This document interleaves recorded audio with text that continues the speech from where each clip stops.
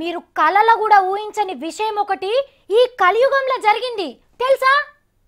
అబ్బో బిల్డప్ ఎక్కువైంది కానీ ముందుగల ముచ్చటేదో చెప్పు అని అంటున్నారు కదా. నాకు అర్థమైంది కానీ గిది చూసిన తర్వాత మీరే అన్నోళ్ళు తెరుస్తారు. గదేందంటే రేవంతం సారు సీఎం సార్ తొవ్వల నడిచిండు. తొవ్వల నడుచుడంటే బంజారా హిల్స్లో ఆయన పోయే తొవ్వల ఈనబోవుడు కాదు, మరేందో మీరే చూడండి. జైళ్ళకెళ్ళి బయటకొచ్చి మీసం మేలేసిన రేవంత్ రెడ్డి సారు సర్కార్ కార్యంలోకి దిగిండు. సీఎం సార్ పిలుపుకు స్పందించి మహబూబ్ నగర్ జిల్లా కొడంగల్ కాడ మొక్కలు నాటిండు.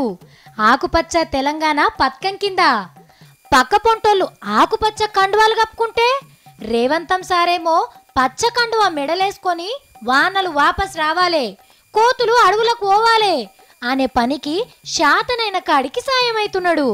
సర్కార్ పథకాలల్లా ఎడతప్పు దొరుకుతుందా అని ఎదురు చూసుడే కాదు, మంచి పనికి ఆసరు కూడా కావాలా అని తెలుగు తమ్ముళ్లకు ఎరకజేసిండు.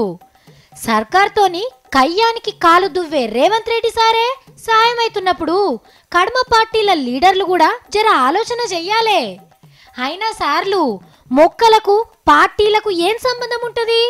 అందరు ఆసరైతేనే కదా బంగారు తెలంగాణ తయారయ్యేది.